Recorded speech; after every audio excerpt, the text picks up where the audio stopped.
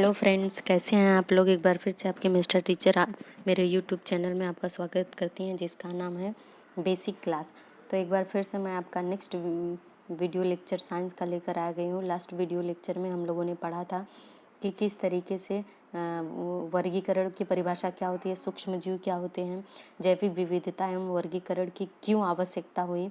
उसके बाद हमने विटकर के साइंटिस्ट जो विटकर होते हैं उन्होंने पंच जगत वर्गीकरण किया था, उसके बारे में भी पढ़ा था, जिसमें पंच जगत में उन्होंने आदि केंद्र की और दृश्य केंद्र की बताया था। आदि केंद्र के में एक कोशिकीय जीव होते हैं जिसमें जगत मोनेरा होता था और पढ़ा था हम लोगों ने। उसके बाद दृश्य केंद्र के में एक कोशिकीय और बहुकोशिकीय दोनों होते थे, जिसमें एक कोशिकीय में हमने प्रोटिस्टा पढ़ा था और बहुकोशिकीयों को पुनः 3 भागों में विभाजित किया गया था, जिसमें कवक, वनस्पति और प्राणी, ये तीनों के बारे में हमने पढ़ा था। अब हम जो है लास्ट लेक्चर यहाँ तक सबकी विशेषताएं यानी कि प्रोटिस्टा, कवक और मोनेरा के इन सभी प्राणियों की विशेषताओं को पढ़ने के बाद हम लोग जो है सूक्ष्म जीवों का वर्गीकरण, यहाँ से हमें ये नया लेक्चर वीडियो आपके लिए स्टार्ट करना है।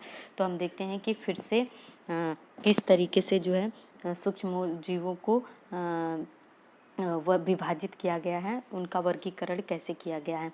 वो तो जो है विटकर का पंच जगत हमने पढ़ा था। अब किस तरीके से सूक्ष्म जीवों का वर्गीकरण है हम उसके बारे में पढ़ेंगे, डिटेल में पढ़ेंगे। तो आइए देखते हैं यहाँ पर क्या क्या दिया हुआ है। तो सूक्ष्म जीवों को यहाँ पर 2 भागों में मुख्य रूप से विभाजित किया गया है, आदि केंद्र की यानी और दृश्य केंद्र की। यहाँ पे 2 भाग दिया है। एक सूक्ष्म जीवों को आदि केंद्र के और दृश्य केंद्र के इन 2 भागों में विभाजित किया। आदि केंद्र के में क्या आते हैं, जीवाणु, जिसे इंग्लिश में बैक्टीरिया बोलते हैं। दृश्य केंद्र की होते हैं जो है आदिजीवी, कवक और शैवाल। तो दृश्य केंद्र की में आदिजीवी यानी प्रोटोजोआ, कवक यानी कि फंगस, शैवाल यानी कि एल्गी।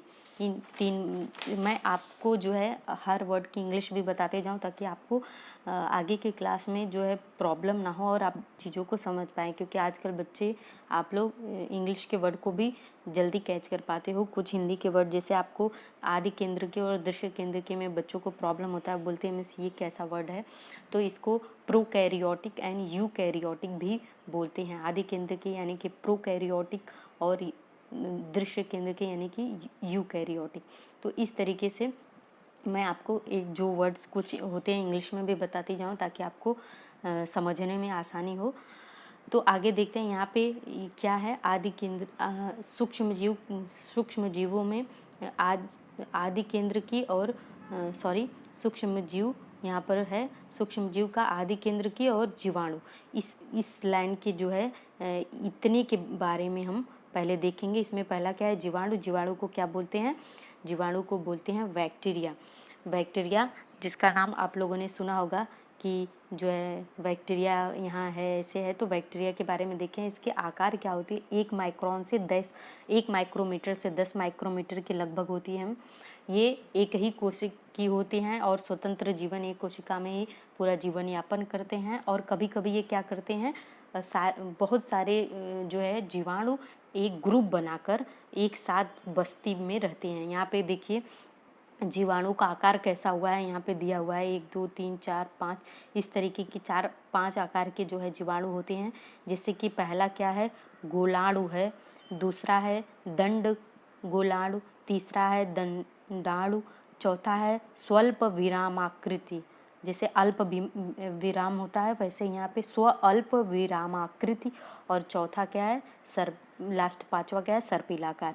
यहाँ पे देखिए उसका आकार भी बना हुआ है। जैसे कि यहाँ पे गोलाणु को कोकस बोलते हैं, गोलाणु को इंग्लिश में क्या होते हैं, कोकोबैसिलस बोलते हैं। दंडाणु को क्या बोलते हैं, दंडाणु को बोलते हैं वैसिलस। और स्वअल्प विरामाकृति को क्या बोलते हैं, विब्रियो या फिर कॉमा शेप्ड बोलते हैं। यहाँ पे देखिए इसका शेप क्या है, कॉमा जैसा है, इसलिए इसको क्या बोलते हैं, कॉमा शेप। और यहाँ पे फिर लास्ट 5 वन क्या है, सर्पिलाकार है, इसको क्या बोलते हैं, स्पिरिलम बोलते हैं या कुंडलित भी बोलते हैं। इसको सर्पिलाकार को कुंडलित आकार के भी बोलते हैं या इंग्लिश में इसको बोलते हैं स्पिरिलम। तो इस तरीके से इसके क्या होते हैं, जीवाणुओं की संरचनाएं आकार इतने आकार के ये होते हैं, 4 से 5 आकार के होते हैं। उसके बाद इसका सेकंड पॉइंट क्या दिया हुआ है, जीवाणु की कोशिका आदि केंद्र की होती है। कोशिका के केंद्र और आवरण युक्त अंगक नहीं, इसमें केंद्र में सेंटर में जो है केंद्रक नहीं पाया जाता है और इसमें कोशिका भित्ति होती है। उसके बाद इनका प्रजनन जो है, थर्ड पॉइंट क्या है, इनका प्रजनन सामान्यतः द्विविभाजन पद्धति से यानी मेथड से विधि से होती है। तो यानी कि द्विविभाजन मतलब कि एक कोशिका क्या होती है, एक कोशिका 2 भागों में बट जाती है, यानी कि ये 2 कोशिकाएं बन जाती हैं। फिर ये 2 कोशिकाएं क्या होती है, 2 भागों में बटकर 1 2 इसका और 2 इसका 4, इसी को बोलते हैं द्विविभाजन या विभाजन पद्धति। तो इस तरीके से इनका प्रजनन होता है। फिर आगे देखते हैं कि ये क्या है, अनुकूल परिस्थितियों में जीवाणु बहुत तेजी से बढ़ते हैं और 20 मिनट में ही इनकी संख्या क्या होती है, दोगुनी होती है। जैसे 1 से 2 बने, 2 से 4 बने, 4 से 8 बने, 8 से 16 बने, 16 से 32, 32 से 64, इस तरीके से ये 20 मिनट में ही 2 गिनों से भी कई इनकी संख्या बहुत जल्दी स्प्रेड होती है, बहुत तेज़ी से बढ़ती है। तो इस तरीके से हमने क्या देखा कि कैसे जीवाणु बैक्टीरिया का 1 से 10 माइक्रोमीटर के बीच की इनके आकार होती है और ये कोशिकीय होते हैं या आदि केंद्र के होते हैं, ये सारी चीज़ें इनका आकार कैसे होता है हमने पढ़ा। अब हम आगे देखते हैं कि आदिजीवी क्या होते हैं। आदिजीवी में आपको यहाँ पे 2 एग्जाम्पल दिया हुआ है।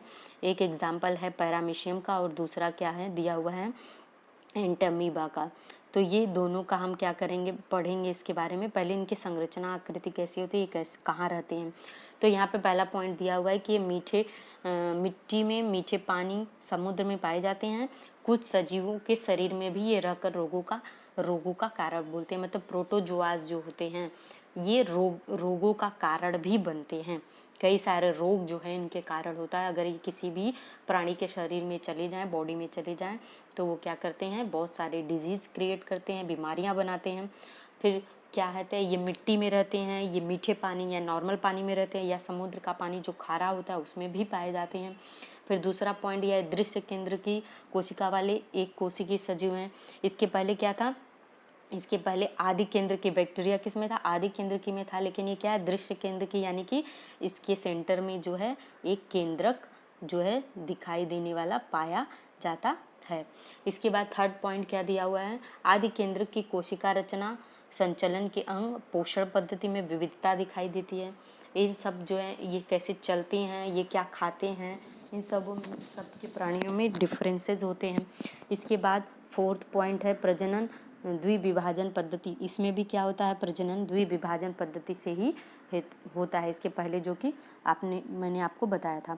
जैसे इसका एग्जाम्पल क्या है, अमीबा, पैरामीशियम, जो कहाँ पाए जाते हैं, मटमैले पानी में पाए जाते हैं और स्वतंत्र रूप से एकदम फ्री लाइफ अपना कंप्लीट करते हैं। उसके बाद एंट अमीबा हिस्टोलिका है, जो आँव होने के कारण होते हैं, जो पेट खराब होता है लोगों का और आँव होते हैं, उसका कारण क्या होता है, एंट अमीबा हिस्टोलिका होता है, जो कि यहाँ पे इसका डायग्राम दिया गया है।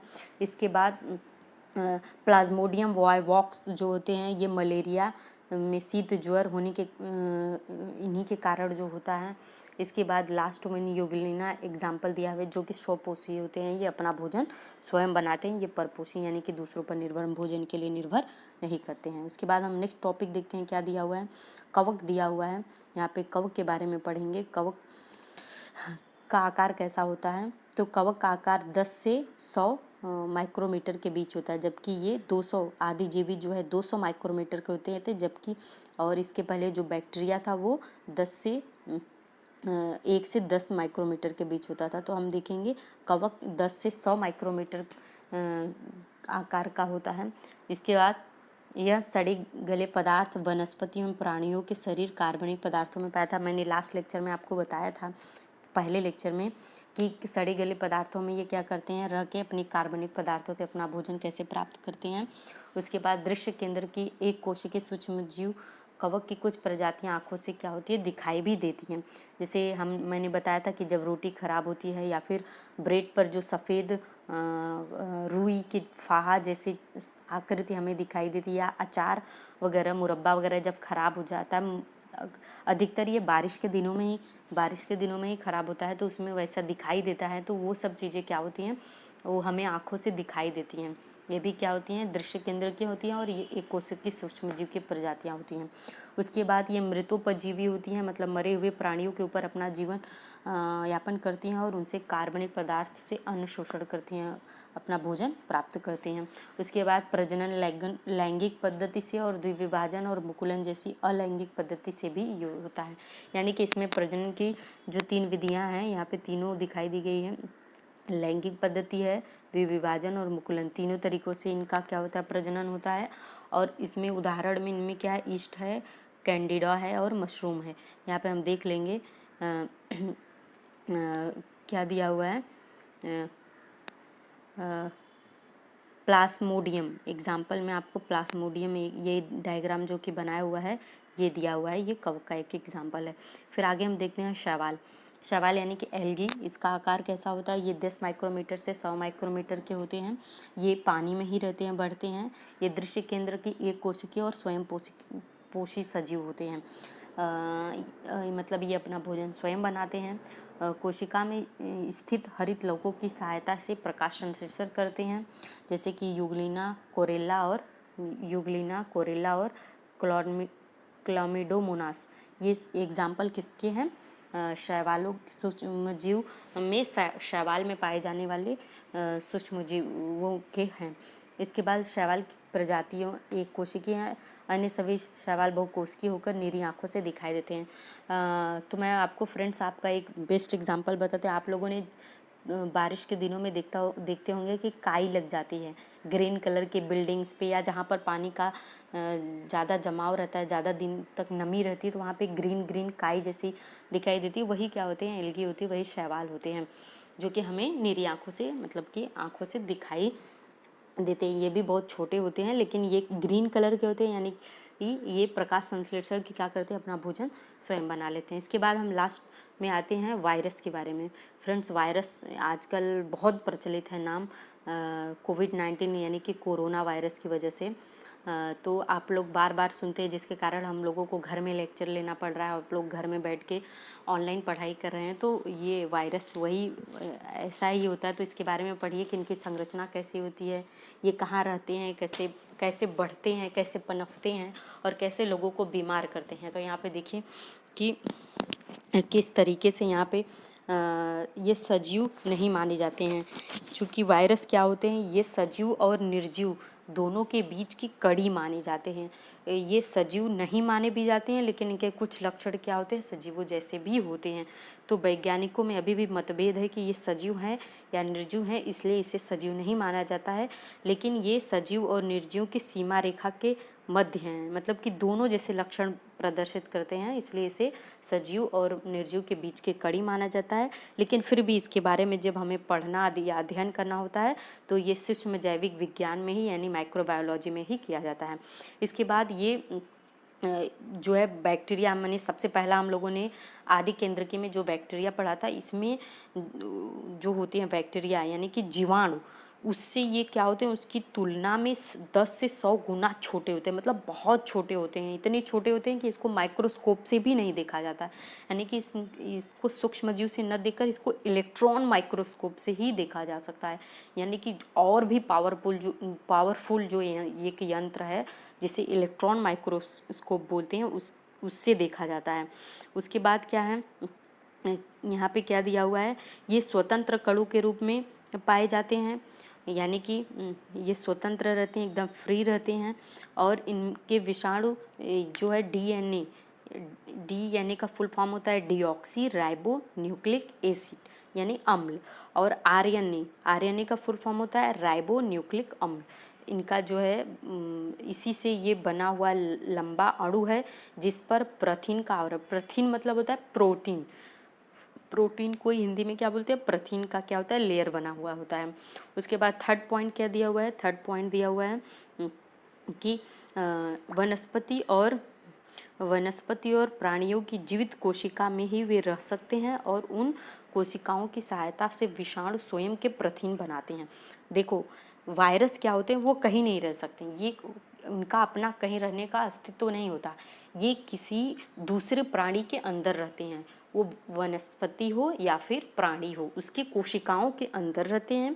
उसके बाद उन्हीं की कोशिकाओं से ये क्या करते हैं, एनर्जाइज होके वहाँ से एनर्जी या अपने लिए सारा जीवन के लिए सारा वो सामान जो कि जीवन जरूरी रहता है लेकर क्या करते हैं, खुद के प्रोटीन्स बनाते हैं। ये जो विषाणु होते हैं, वायरस होते हैं, खुद के वहीं पर दूसरों की बॉडी के सेल में रहकर, चाहे वो प्लांट्स हो या फिर वो क्या हो, एनिमल्स हो, प्लांट्स हो या फिर कोई भी एनिमल्स या लिविंग थिंग को, उसमें रहकर अपना क्या करते हैं, प्रोटीन बनाते हैं। और उसके बाद उसकी बहुत सारी क्या करते हैं, रिप्लिका बनाते हैं, प्रतिकृतियाँ। यहाँ पर जो दिया हुआ है असंख्य प्रतिकृतियों का निर्माण करते हैं, यानी कि न्यूमेरस रेप्लिका बनाते हैं। मतलब वैसे ही जैसे हम लोग जेरोक्स करते हैं तो बहुत सारी कॉपी बनाते हैं ना, तो उसी तरह से ये भी क्या करते हैं, अपने ही जैसे बहुत सारे रेप्लिका यानी कि प्रतिकृतियाँ का फॉर्म करते हैं। और उसके बाद जिस सेल में रहते हैं उसको क्या बोलते हैं, होस्ट सेल बोलते हैं, उसको क्या करते हैं, नष्ट कर देते हैं। और अपने क्या होते हैं, इनकी जो रेप्लिकाएँ होती हैं, जो प्रतिकृतियाँ होती हैं, वो फ्री हो जाती हैं, मुक्त हो जाती हैं। और यह पुनः स्वतंत्र विषाणु बनकर किसी नए कोशिका को क्या करने के लिए, संक्रमित करने के लिए, इन्फेक्ट करने के लिए अगेन से प्रिपेयर हो जाते हैं, यानी रेडी हो जाते हैं।